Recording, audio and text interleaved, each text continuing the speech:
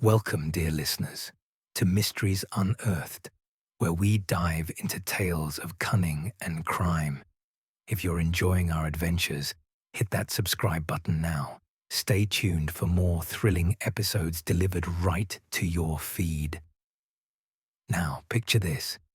In the sleepy village of St. Mary Mead, a gleaming gold ingot arrives at Miss Jane Marple's door, not as fortune, but as a deadly lure. Etched with ancient secrets and laced with invisible poison, it sparks a chain of silent assassinations tied to a cursed shipwreck's hoard. As shadowy figures lurk and alliances shatter on storm-tossed waves, our sharp-witted sleuth unravels a web of greed, betrayal, and alchemical malice. Will she outwit the mastermind before the final forge claims its victim? Join us in Miss Marple's Killer Ingots of Gold, a pulse-pounding puzzle that proves even the purest gold hides lethal shadows. Chapter 1. The Gilded Invitation. The dawn light filtered through the lace curtains of Rose Cottage like threads of spun silk, casting a soft glow over the polished wooden floors and the array of potted ferns that lined the window-sill. St. Mary Mead slumbered under a blanket of frost-kissed dew, the village clock tower chiming 7 with a resonant clarity that pierced the crisp air.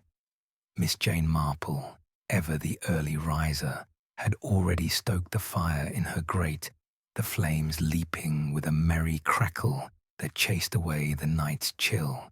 Dressed in a tweed skirt and a cardigan embroidered with delicate forget-me-nots, she hummed a fragment of an old hymn as she prepared her morning ritual, a pot of Darjeeling tea steeping on the stove, its aroma weaving through the rooms like an invisible tapestry. As she stepped into the garden to snip a few herbs for her breakfast omelette, the crunch of gravel underfoot announced the arrival of the post. Tommy Pierce, the village postman, pedaled up on his bicycle, his cheeks flushed from the exertion, a canvas bag slung across his shoulder, bulging with envelopes and parcels. "Good morrow, Miss Marple. Bit of a nip in the air today. Got something special for you. Feels like it's from another era, all wrapped up mysterious-like." Miss Marple accepted the bundle with a nod, her fingers brushing against the coarse paper of an unusually weighty package. "Thank you, Tommy. One never knows what the post might bring. Sometimes it's bills, sometimes it's beginnings." She watched him cycle away, his whistle fading into the distance before retreating indoors. The parcel sat on her kitchen table like an uninvited guest, its surface stamped with a faded wax seal depicting a sailing ship amid turbulent waves. No sender's name, only a postmark from a remote Cornish harbour town she vaguely recalled from maps. With the precision of a surgeon, she sliced through the twine, using a silver letter opener, unfolding the layers to reveal a lacquered box inlaid with mother of pearl. Inside, cradled on a bed of crimson silk, lay a gold ingot that caught the light and threw it back in dazzling prisms. It was compact, fitting neatly in her palm, yet heavy with implication. Etched across its surface were enigmatic glyphs, swirling eddies that evoked whirlpools, intersected by lines that might chart forgotten constellations or hidden coves. Tucked beside it was a slip of vellum inscribed in flowing script. Echoes of the Tempest's hoard beckon the astute. Riches submerged in 1792 stir once more. Heed the ingot's tale, but tread warily. The depths devour the unwary. A frisson of excitement coursed through her veins, reminiscent of those quiet evenings poring over detective novels by the fireside. The Tempest. She knew the law well. A frigate laden with colonial spoils that vanished in a gale off the Lizard Peninsula. Its cargo of gold bars whispered to be cursed by the spirits of drowned sailors. But this artifact felt tangible, a bridge to history's underbelly. She adjusted her spectacles and leaned closer, the glyphs resolving into a mosaic of clues, a trident here, symbolizing Neptune's wrath. A fractured compass rose there, hinting at misdirection. The doorbell's trill shattered her concentration, a cheerful peal that heralded the arrival of Mrs. Dolly Bantry, her vivacious neighbor clad in a vibrant scarf and carrying a basket of fresh scones. Jane, I couldn't resist popping over, saw Tommy with that odd bundle, and my curiosity got the better of me. Arthur's off golfing, leaving me to my own devices. What's this treasure you've unearthed? Miss Marple poured tea into china cups adorned with rose patterns, the steam rising in fragrant spirals. Join me, Dolly. It's quite the enigma. She unveiled the ingot, and Mrs. Bantry's gasp echoed through the room like a theatrical cue. My word, pure gold, isn't it? Those carvings remind me of ancient runes from that exhibit in London last year. Could it be Viking, or something more sinister like a smuggler's code? Oh, Jane, you're always at the heart of these delights. Seated at the table, they dissected the mystery over buttered scones. Miss Marple pointed to a sequence of marks. Observe this wave pattern. It mirrors the contours of the Cornish cliffs, and this emblem resembles a sextant reading. The note alludes to the Tempest's lost bounty, but why dispatch it to an old spinster in the countryside? Mrs. Bantry's eyes twinkled with mischief. Because you're no ordinary spinster, Jane. Your mind's sharper than a tack. Perhaps it's a challenge, a riddle from some eccentric historian. As the conversation flowed, the sun climbed higher, bathing the room in golden hues. Mrs. Bantry paused mid-sip, her gaze drifting to the window. Jane, there's a fellow outside, loitering by your gate. Tall chap in a trench coat, hat pulled low. He's staring this way. Now he's gone, slipped into the alley like a ghost. Miss Marple rose, parting the curtains just in time to see the stranger's silhouette dissolve into the hedgerows, his gait purposeful yet elusive. A knot of unease tightened in her chest, not panic, but the honed instinct of one who had unraveled deceptions before. Who was he? A courier ensuring delivery, or a sentinel gauging her reaction? Undeterred, she donned cotton gloves from her sewing drawer, a precaution born of prudence, and lifted the ingot once more. It seemed to hum faintly, or was that her imagination? Turning it over, she noticed a subtle patina, a dusting that clung like pollen. Under the magnifying lens, it revealed itself, microscopic crystals, iridescent and unnatural. Her thoughts flashed to botanical poisons, rare extracts that could seep through skin. Before she could articulate her growing suspicion, a frantic pounding echoed from the front door. It was Tommy again, his face drained of colour, hat askew. Miss Marple, emergency. Old Mr. Hargrove at the curio shop. He's keeled over, foaming at the mouth, with a shiny bar just like yours in his grasp, the doc's rushing over. Without hesitation, Miss Marple grabbed her shawl and followed, Mrs. Bantry trailing behind. The curio shop was a labyrinth of wonders, crystal orbs reflecting distorted faces, antique maps yellowed with age, jade figurines guarding secrets. In the midst lay Hargrove, his rotund form twisted in agony, skin mottled with purple veins, the duplicate ingot still warm in his lifeless grip. Dr. Haydock straightened from his examination, brow furrowed. Cyanide, I'd wager, fast-acting, but how? No ingestion marks. His hands are raw, as if corroded. Miss Marple knelt, her voice steady. Not corroded, doctor, permeated. The gold is the carrier, impregnated with a toxin, likely a derivative of cone snail venom.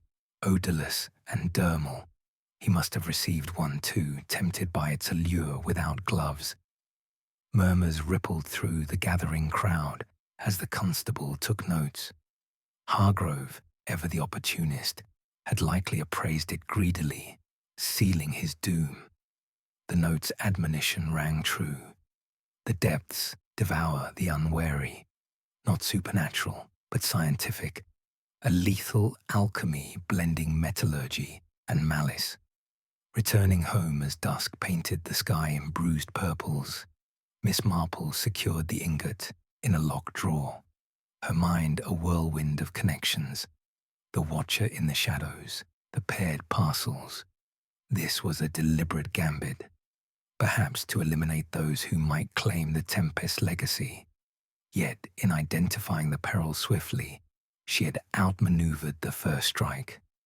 By the fireside, with a fresh cup of tea, she felt a surge of quiet victory. The invitation was accepted, the hunt had begun, and Miss Marple's unyielding perceptiveness would illuminate the darkness ahead. Chapter 2. Shadows in the smelter. The salt-tanged wind whipped through the narrow streets of Falmouth, carrying the distant cry of gulls and the rhythmic crash of waves against the harbour walls. It was a town etched in maritime grit, where fishing trawlers bobbed like weary sentinels and the air hummed with the scent of tar and brine. Miss Jane Marple had arrived by the early train, her valise clutched in one hand, a parasol in the other to ward off the intermittent drizzle that slicked the cobblestones. Disguised in a dowdy overcoat and a feathered hat that screamed eccentric tourist, she blended seamlessly into the throng of market-goers haggling over fresh catches and nautical trinkets. Her journey here was no whim. The Ingots etchings had pointed southward, to this bustling port where whispers of the Tempest's wreckage still lingered in old sailors' tales. A discreet inquiry at the village post office back home had confirmed the parcel's origin, a shadowy dispatch from Falmouth's underbelly. Now, armed with a forged invitation procured through a favour from an old acquaintance in the antiquities trade, she made her way to the Iron Anchor Warehouse, a hulking structure of rusted beams and fogged windows perched on the edge of the docks like a forgotten relic. The clandestine auction was no ordinary affair. Held under the guise of a metalworkers' guild meeting, it drew a motley crew of collectors, forgers, and fences, all hungry for rarities that skirted the law. Miss Marple slipped through the side door, flashing her invitation to a burly doorman whose scarred knuckles suggested a life of brawls rather than bids. Inside, the air was thick with the acrid tang of molten ore, furnaces roaring like caged beasts as hammers clanged against anvils in a symphony of industry. She wandered the dimly lit hall, her eyes darting behind the veil of feigned interest in brass compasses and silver chalices. Vendors hawked their wares from makeshift stalls, ingots of copper veined with quartz, platinum wires twisted into arcane shapes, and there, in a corner shrouded by canvas tarps, a display of gold bars that mirrored her own lethal prize. The seller, a wiry man with a hooked nose and eyes like polished obsidian, leaned in to murmur to a potential buyer. "Finest from the deep," he rasped, his voice barely audible over the din. "Infused with secrets of the abyss, but handle with care. These killer ingots don't forgive the clumsy." Miss Marple's pulse quickened. Killer ingots. The term slithered through the air like a serpent, confirming her suspicions. She edged closer, pretending to examine a nearby tray of pewter medallions, her ears straining. The buyer, a portly gentleman in a velvet waistcoat, chuckled nervously. "Heard the rumours. Venom from those devilish cone snails, eh? Mixed right into the melt. Kills on contact, leaves no trace, perfect for settling scores without a fuss. The seller's lips curled into a predatory smile. I, sourced from smugglers who dive the reefs, exotic, undetectable. But the ring's got rules: pay up or join the drowned. A smuggling ring. Miss Marple filed the detail away, her mind spinning webs of connection. This wasn't mere greed. It was orchestrated malice, weaponizing gold with biology's deadliest gifts. She needed more. Names, locations. Feigning a stumble, she bumped into a nearby crate, sending a few tools clattering. The distraction worked, heads turned, and in the brief chaos, she overheard a fragment from another conversation. The foundry at midnight, Blackthorn's delivering the next batch, but watch for traitors. Last one ended up a puddle. Blackthorn, a name to chase. As the auction commenced, bids flying like sparks from a forge, Miss Marple placed a modest offer on a harmless silver locket, establishing her cover. The room pulsed with tension, deals struck in hushed tones, envelopes exchanged under tables. But her focus shifted when a young apprentice, no older than 20, with soot-streaked cheeks, approached her stall. "Ma'am, you look like you've got an eye for quality," he said, his voice trembling slightly. "Ever heard of the Aurelia's curse? These bars, they're from her sister's ship, but they're tainted. I seen what they do." Miss Marple met his gaze, her expression one of grandmotherly concern. "Tainted, you say? Do tell, lad. An old woman like me thrives on stories." He glanced around, then whispered, "The venoms from overseas, harvested off Madagascar, mixed in the smelter here. Boss calls 'em silent reapers. Last week, a fella tried to skim profits, ended up handling one bear, melted his insides before he could scream." Before she could probe further, a commotion erupted at the far end of the warehouse. Shouts echoed, followed by the thud of bodies colliding. Miss Marple pressed through the crowd, her parasol a subtle prod to clear the way. In an alcove lit by a flickering lantern, two men grappled. One, the hook-nosed seller, pinning another against a stack of crates. The victim gurgled, his face contorted in agony, skin blistering where it touched a spilled ingot on the floor. "Traitor," the seller snarled. "Thought you could fence our stock to the coppers." The man collapsed, his body convulsing as the poison coursed through him, dissolving flesh in a grotesque tableau. The crowd murmured, some averting eyes, others nodding in grim approval. Miss Marple's stomach turned, but her resolve hardened. This was the betrayed partner, his end a warning etched in acid. Security, roughnecks with clubs, rushed in, but chaos reigned. In the melee, Miss Marple spotted opportunity. A minor thief, a scrawny pickpocket she'd noticed earlier lifting wallets, hovered nearby, eyes wide with opportunistic gleam. With deft fingers, she slipped a handkerchief from her pocket, dusted with harmless flour to mimic the toxin residue, and planted it in his satchel while accidentally brushing past. "Thief!" she cried, her voice piercing the tumult. "That boy's got evidence on him. Look, the powder." Head swiveled. The pickpocket bolted, but the guards pounced, hauling him away as he protested innocence.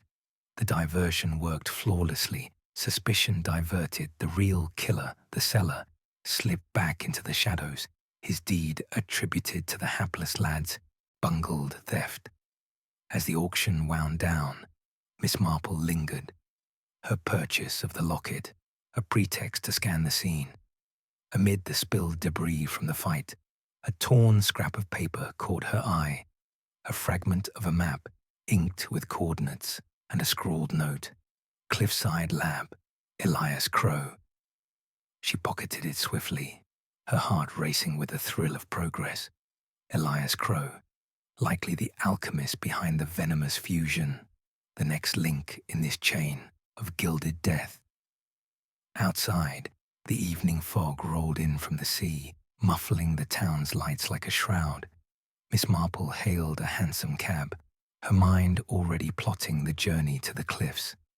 The smelter's shadows had yielded their first secrets, and though the air still reeked of molten peril, she felt the quiet elation of a puzzle piece slotting into place. The ring's web was vast, but her threads of inquiry were tightening, drawing her deeper into the storm. The cab rattled along the coastal road, waves thundering below like applause for her cunning. But as she glanced back, a figure emerged from the warehouse. Tall, trench-coated, the same watcher from St. Mary Mead.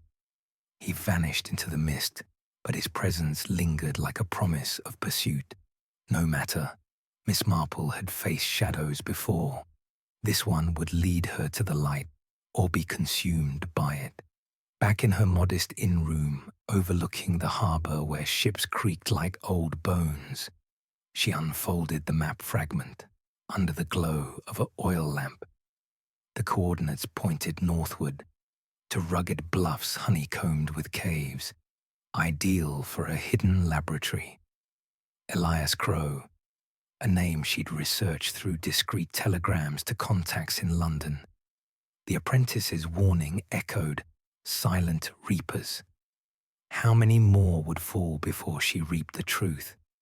Sleep came fitfully, dreams laced with golden serpents coiling through dark waters.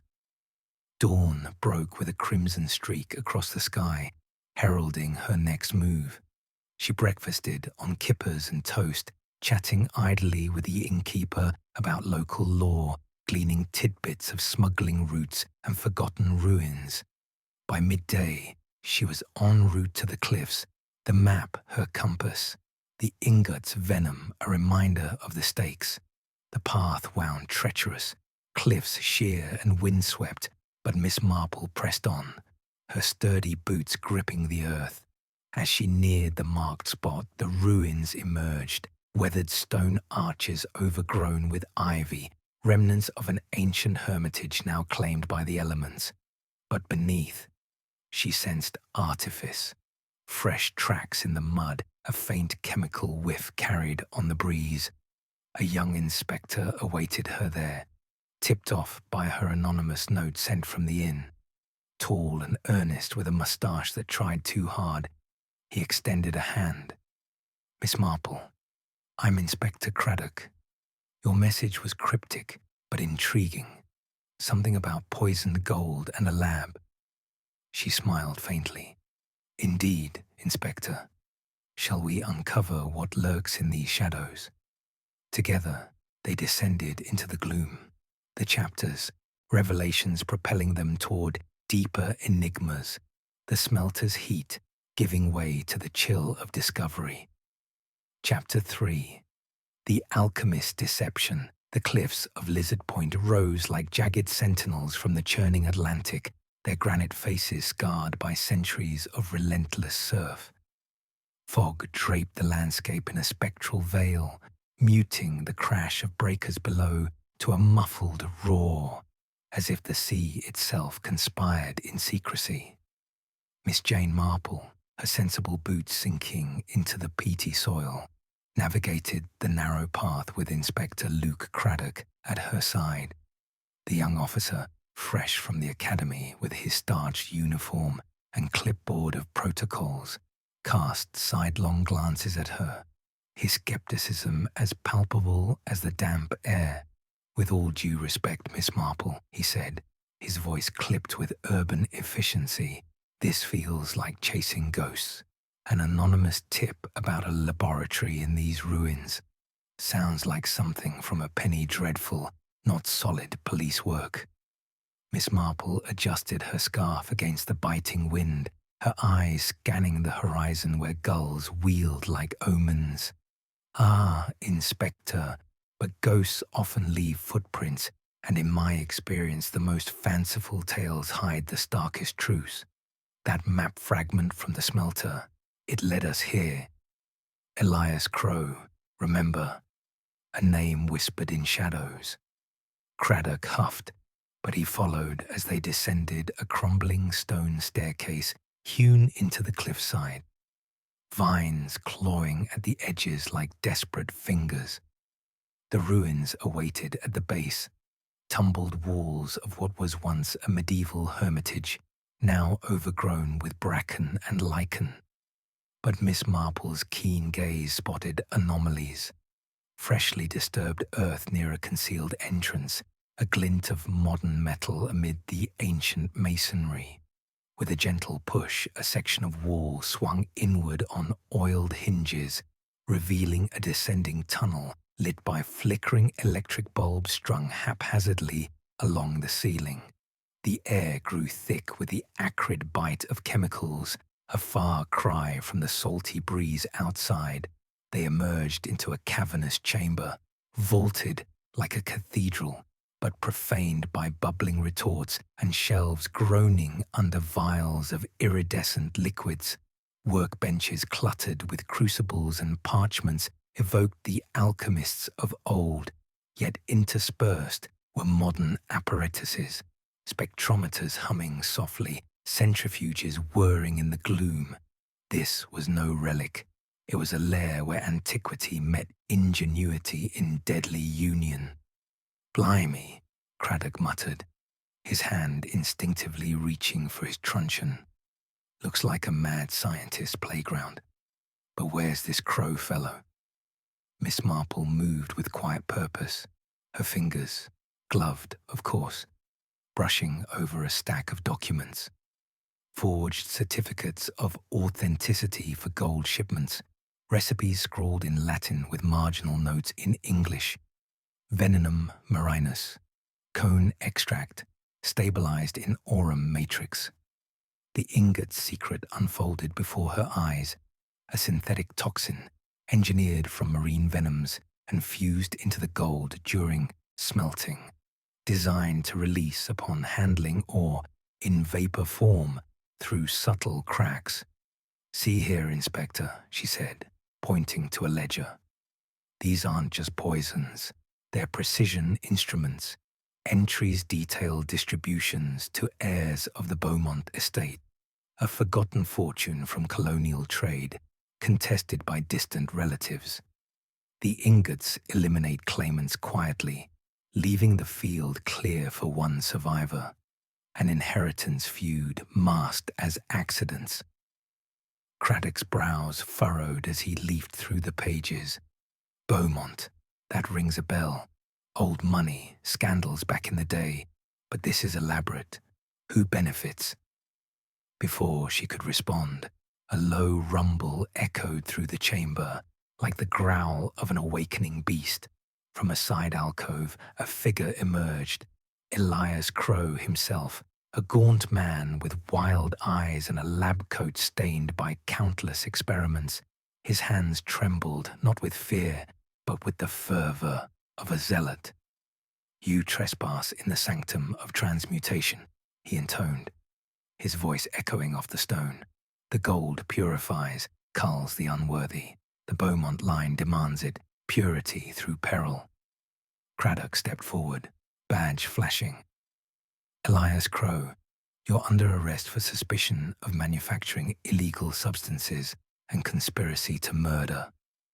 Crow laughed, a brittle sound like shattering glass. "Arrest? You comprehend nothing. The formula is genius. Venom bonded at the molecular level, triggered by sweat or breath, but witness its elegance." With a flick of his wrist, he activated a hidden mechanism. Vents hissed open, releasing a shimmering mist that curled through the air like ethereal serpents.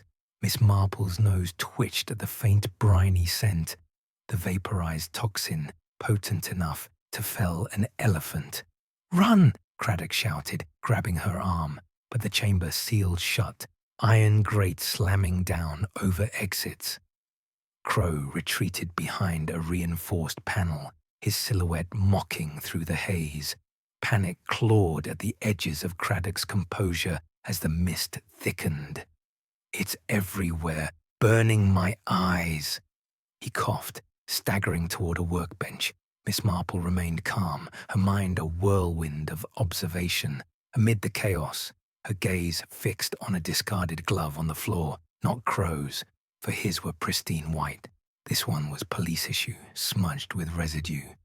A double agent. Her thoughts raced. The inspector's hasty arrival, his dismissal of her intuitions, perhaps to steer her astray. "Inspector," she said sharply, "that glove, it's yours, isn't it? Left here on a prior visit." Craddock whirled, his face paling not from the vapor, but from exposure. "What? Nonsense. But the mist was upon him, seeping into his pores. He clutched his throat, collapsing in spasms as the toxin wrought its havoc, veins bulging like rivers of ink under his skin. Miss Marple, having donned a makeshift mask from her handkerchief, doused in a nearby vial of neutralizer, vinegar by the smell, watched with pity, but no surprise. The corruption ran deep. Craddock had been the ring's inside man, feeding information and sabotaging probes. As his body stilled, the chamber's mechanisms groaned again. Crow, assuming victory, unlocked the grates from his safe vantage. Miss Marple seized the moment, darting to a control panel she'd noted earlier, a tangle of wires and levers. With a swift yank, she shorted the system, sparks flying like fireworks. Alarms blared, and emergency vents sucked the mist upward, clearing the air. Crow burst from his hiding spot, wild-eyed. Impossible, the unworthy fall. But Miss Marple stood firm, parasol raised like a scepter. "The unworthy expose themselves, Mr. Crow. Your recipes are clever, but human greed is predictable. You forged those documents to frame rivals, but overlooked the paper's watermark, modern, not antique. And your partnership with the inspector, his radio logs will confirm it." Defeated, Crow slumped, the fight draining from him like ebbing tide. The mastermind, he promised riches. Beaumont's true heir, Victor Hale, he orchestrates from the shadows. Victor Hale. The name burned into her memory, a vital thread leading onward.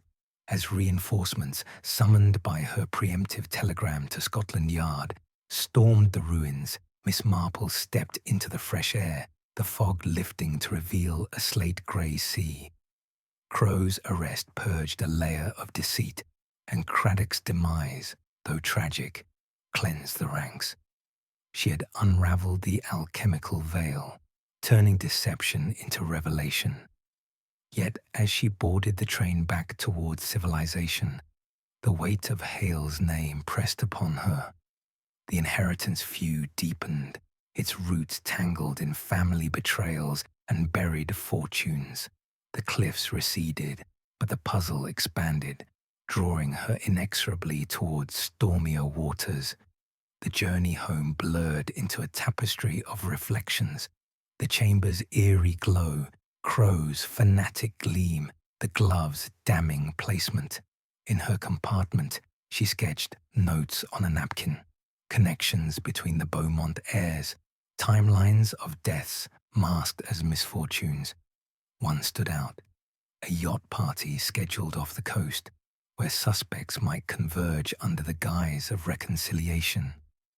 By evening, St. Mary Mead welcomed her with its familiar tranquility, lamplights winking like stars in cottage windows.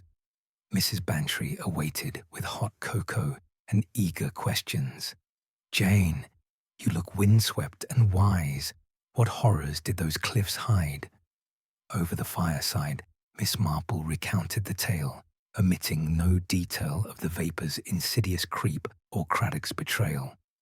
A deception alchemical in nature, Dolly, but truth, like gold, endures refinement.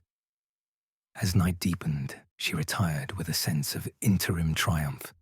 The laboratory's secrets were hers, Hale's identity a beacon.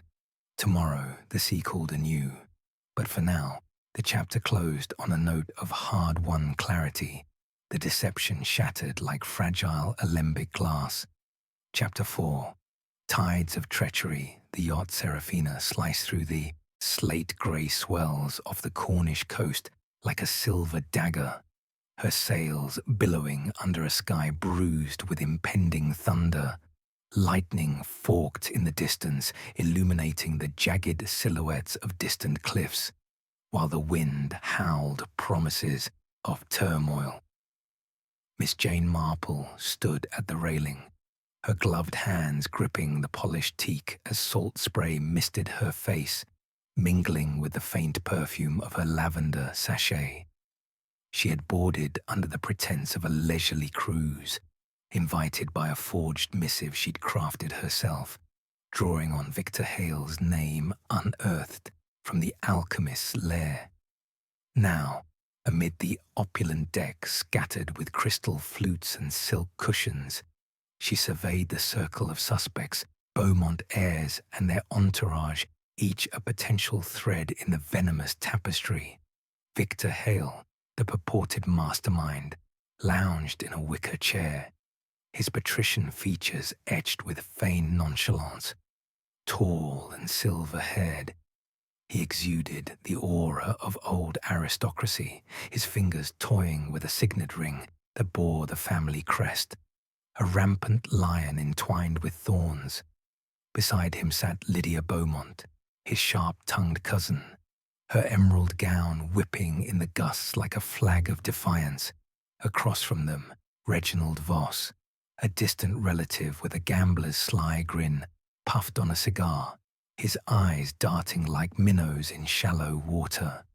And then there was Eleanor Thorne, the enigmatic widow of a late claimant, her veil fluttering to reveal coal-lined eyes that held secrets deeper than the ocean trenches. The gathering was billed as a reconciliation voyage, a chance to bury old grudges over champagne and starlit toasts. But Miss Marple knew better. The air crackled with undercurrents of suspicion, each glance a potential accusation. As the yacht pitched on a rogue wave, Hale raised his glass. To the Beaumont's legacy, may it rise from the depths untainted. The toast rang hollow, echoes swallowed by the storm's rumble. Miss Marple accepted a flute from a steward, her senses alert to the subtle gleam of gold accents on the stemware, echoes of the ingot's lethal allure. "A noble sentiment, Mr. Hale," she interjected mildly, her voice cutting through the wind like a lighthouse beam. "Though legacies often carry burdens, don't they? Like those tales of the tempest's horde, whispered to be cursed with more than salt water." Lydia's laugh was brittle, like ice cracking underfoot. "Curses. Superstition for the feeble-minded. The real curse is greed, ours included. Uncle's will scattered the fortune like chum in shark-infested waters." Reginald leaned forward, ash from his cigar scattering like grey confetti. "Speak for yourself, Lydia. I've no qualms claiming what's mine. Those ingots washing up, relics from the wreck, they say. Priceless, if you can stomach the risk." Eleanor's veil shifted, her voice a silken murmur. "Risk? More like retribution." The hoard was tainted long before the sea claimed it. Betrayals in the family line, blood debts unpaid. Miss Marple sipped her drink, noting the faint bitterness. Not poison yet, but a clue to the tensions brewing. The conversation swirled like the gathering clouds, revelations ebbing and flowing. Hale confessed fragments. The ingots weren't mere artifacts, but engineered avengers, laced with venom to prune the family tree, ensuring only the worthy inherited. "My great-grandfather's design," he admitted, eyes gleaming with fanatic pride. "He weaponized the gold against traitors who sank the Tempest deliberately, pocketing shares. Now it culls the weak links." The deck lurched as thunder boomed closer, rain lashing like accusatory fingers. Miss Marple pressed on, her questions probing like surgical instruments. "And you, Mr. Hale, are you the architect reviving this vendetta?" He smirked, but a flicker of unease crossed his face. "Merely the custodian. The ring operates independently. Smelters, alchemists, all pawns in the grand reclamation." As midnight approached, the storm intensified, waves cresting like furious beasts. The group retreated to the salon below, a lavish space panelled in mahogany and lit by swaying lanterns. Crystal chalices were filled with a rare vintage, their stems etched with golden filigree that Miss Marple recognized instantly, infused with a toxin, subtle cracks designed to release vapors over time. Tension mounted as accusations flew. Lydia pointed a manicured finger at Reginald. "You sabotaged my claim, sent that ingot to my solicitor, didn't you? He dissolved like sugar in tea." Reginald snarled back. "And you framed my brother. His heart attack reeked of your scheming." Elena rose, her veil discarded, revealing a scar tracing her cheek like a map of old wounds. "Enough! The true betrayer is Hale. His custodianship is murder by proxy." In the chaos, Miss Marple noticed a shadow flit across a porthole, the trench-coated watcher from before, now aboard as a deckhand. His presence confirmed her suspicions of infiltration. But before she could act, a shudder ran through the yacht. Sabotage. The engine sputtered, lights flickering as if the vessel's heart faltered. Up on deck, amid pelting rain, Reginald confronted Hale, fists clenched. "You cut the fuel line, trying to strand us, pick us off one by one." The struggle erupted, two men grappling like titans in the gale. Reginald lunged, but Hale sidestepped, sending him teetering over the rail. A scream pierced the night as Reginald plummeted into the frothing abyss, his hand clutching a loosened gold medallion from the mast, another tainted relic. The body surfaced briefly, rigid fingers locked around the gleaming prize before the waves claimed him. Horror rippled through the survivors as they regrouped in the salon. Hale's face was a mask of calculated regret. A tragic accident. The storm's fury claims another. But Miss Marple, drenched yet undaunted, had anticipated escalation. During the melee, she'd swapped the chalices with harmless replicas from her valise, porcelain disguised as crystal, procured from a Falmouth artisan. As the group raised glasses in numb tribute, Hale sipped first, his expression shifting to confusion, then alarm. No toxin coursed through him, the plot foiled. "You? How?" he gasped, realizing the switch. Miss Marple's eyes twinkled with quiet authority. "Observation, Mr. Hale. The filigree's pattern matched the ingots, a signature of your alchemist. But human error is inevitable. You overlooked an old woman's sleight of hand. Under duress, with the yacht adrift and Coast Guard signals flaring in the distance, summoned by her hidden wireless message, Hale cracked. The hoard, it's real, buried in a cove marked by the etchings. But the final key, the master ingot, eludes even me, stolen by a traitor within." Elena's eyes widened. "The widow's share. My husband hid it before his end." Lydia scoffed. "Lies. It's with Voss's contacts, offshore, untouchable." In the ensuing argument, a scuffle broke out. Chalices shattering like fragile alliances. A shard of the original crystal grazed Lydia's hand, her gasp turning to a choke as the vapor infiltrated. She collapsed, convulsing, her confession spilling forth. I hired the Watcher to monitor you all, secure my claim." But as rescuers boarded, hauling the survivors to safety, the master ingot's location slipped away in the pandemonium. A whispered clue from Hale, half heard amid the thunder. The historian knows. Back in the village. The yacht limped to shore, the storm abating to reveal a dawn streaked with hesitant light. Miss Marple, wrapped in a blanket on the dock, watched Hale led away in cuffs, his partial admissions enough for charges, though the full web remained tangled. Elena and the remnants dispersed, shadows of their former poise, while Reginald's body washed ashore miles down, gold still clenched in death's embrace. In the quiet aftermath, as she boarded a carriage homeward, Miss Marple pondered the elusive peace.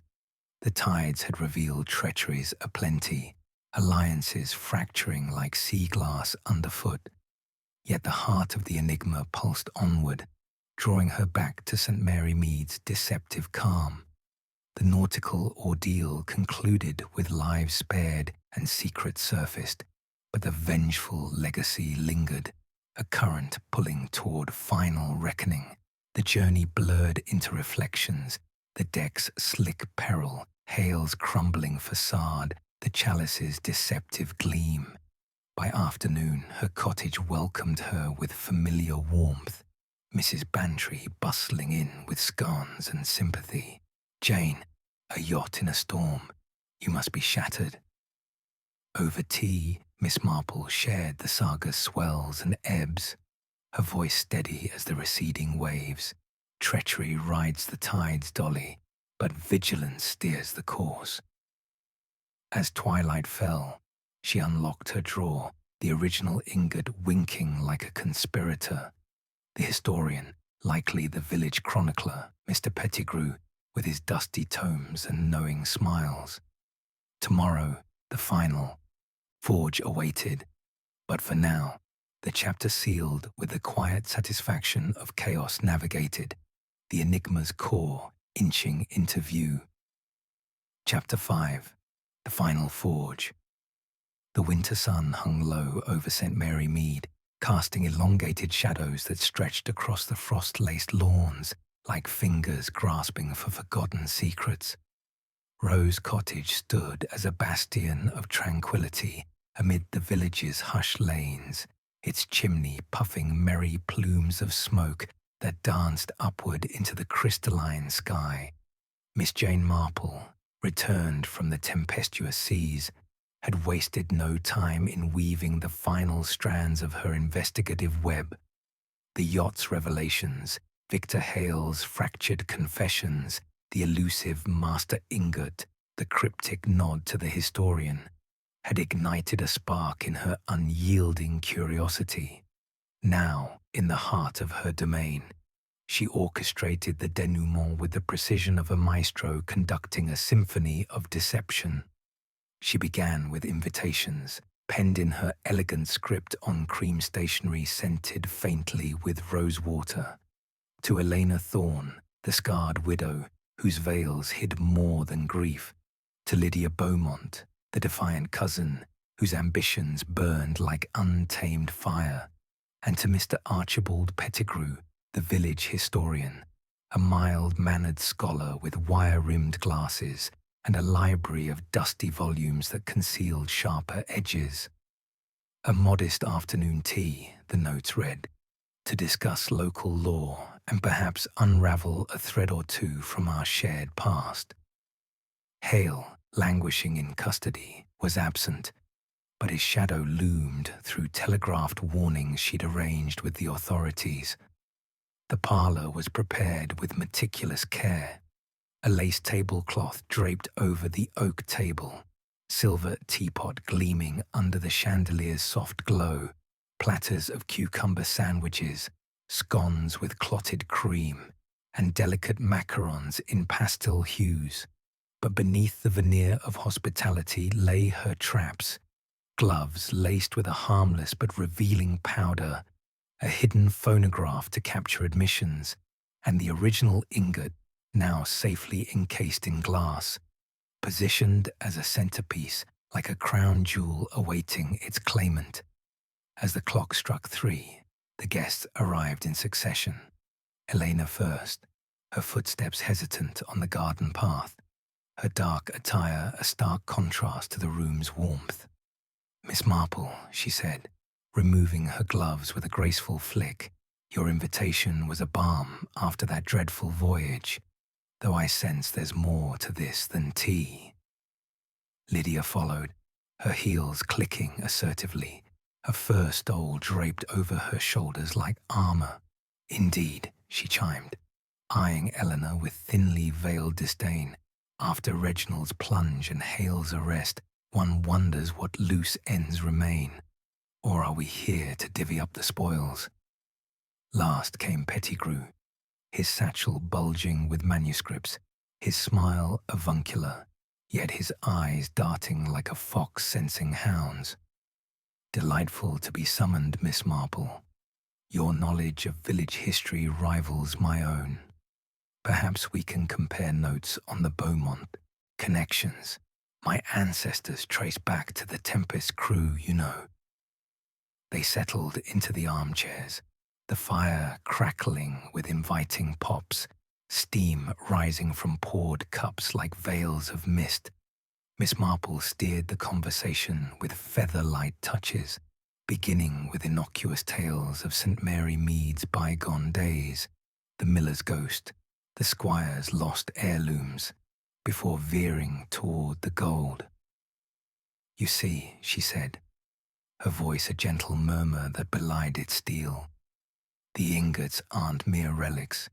They're forges of fate, hammered from betrayal. The Tempest didn't sink by storm alone. Sabotage by a crewman hungry for shares doomed her. That curse, not spectral, but inherited, passed through bloodlines like a tainted gene. Eleanor's cup paused midair. Inherited. My husband spoke of such shadows before his accident. Lydia leaned forward, her necklace, a golden locket, catching the light. Nonsense. Hale confessed to reviving the scheme. He's the puppeteer. Pettigrew chuckled softly, adjusting his spectacles. Ah, but Hale was merely a marionette. The true architect delves deeper into archives, unearthing formulas lost to time. Imagine gold as a silent sentinel, purging impurities from the lineage. Miss Marple's gaze sharpened, noting the powder's faint glow on Pettigrew's fingertips. He touched the case surreptitiously. Precisely, Mr. Pettigrew. And who better to unearth such lore than our esteemed historian? Your tomes hold more than dust. They cradle the Master Ingot's blueprint, don't they? The one that commands the others, untainted, yet controlling the venom's release. The room tensed, the fire's warmth suddenly oppressive. Eleanor gasped, her hand flying to her throat. You? But you're a scholar, not a killer. Pettigrew's facade cracked, a veneer peeling to reveal the rot beneath. Scholar? Ha! My forebears crewed that ship betrayed by Beaumont greed. They drowned while the lords prospered. I revived the forge, smelters for the bars, alchemists for the venom, Hale as my front man. The ingots, silence claimants, funneling the fortune to me, the rightful avenger. Lydia surged to her feet, fury etching her features. You sent the parcels, poisoned my allies, drowned Reginald in his own avarice. As accusations flew like sparks from an anvil, Miss Marple remained seated, her knitting needles clicking rhythmically, a metronome of calm amid the storm. Observe the patterns, she interjected. The etchings encode not just maps, but activation sequences. Your master ingot, Mr. Pettigrew, hidden in your satchel perhaps. It neutralizes the others, but in your greed, you've carried it here. Pettigrew's hand dipped into his bag, emerging with a larger bar, its surface pulsing with an inner radiance. Clever old woman, but this ends now. He lunged toward the table, intent on shattering the glass case and unleashing a chain reaction, vapors that would claim them all. Chaos erupted in a blur of motion. Eleanor dove aside, knocking over a vase that shattered like thunder. Lydia grappled with Pettigrew, her nails raking his arm as he swung the ingot like a bludgeon. Miss Marple, With astonishing agility, upended the tea tray, scalding liquid splashing across the floor to create a slick barrier. In the frenzy, Pettigrew slipped, his foot catching on the rug's fringe. He teetered, the master ingot flying from his grasp toward the hearth. Time slowed as it arced, striking the fire irons with a resonant clang. A hidden seam burst open, his own modification, a failsafe gone awry, and a plume of iridescent mist erupted, coiling back upon him like a vengeful spirit. He clawed at his throat, eyes bulging in horror. No, the antidote. Reversed. His body convulsed, the toxin meant for others, ravaging his veins in poetic justice. He collapsed amid the shards, breath rattling to a halt, the master ingot inert at his side. The room fell silent save for the fire's subdued crackle. Elena and Lydia stared, faces ashen as Miss Marple rose, dusting her skirts. Self-inflicted, as greed often is, the powder on his hands, a tracer I devised, harmless, but it confirms his tampering. Outside, the constable, alerted by her prearranged signal, a curtain drawn at a specific angle, burst in with reinforcements. Pettigrew's body was removed, his library sealed for evidence. The smuggling network unraveled swiftly. Telegrams to Falmouth and the cliffs led to arrests of remnants, the alchemist's formulas destroyed, the venomous forges dismantled. In the days that followed, Miss Marple oversaw the purification. The ingots, stripped of their lethal cores through chemical baths arranged with experts from London, were assayed and redistributed. Eleanor, revealed as a legitimate heir untainted by the feuds, received her share to rebuild her life. Lydia, chastened, donated hers to village charities, her ambitions tempered by the brush with oblivion. As spring whispered promises of renewal, Miss Marple sat in her garden, knitting a scarf in vibrant wools that mirrored the blooming crocuses. Mrs. Bantry visited, bearing gossip and gratitude. "Jane, you've saved us all from that glittering nightmare. The village buzzes with your legend." Miss Marple smiled faintly, needles dancing. "Legends fade, Dolly, but vigilance endures. Even the purest gold bends under pressure, yet the human spirit, that forges its own path." The sun dipped, painting the sky in hues of amber and rose, a fitting curtain on the saga. St. Mary Mead slumbered peacefully once more, its secrets buried, its guardian content in the quiet triumph of justice served.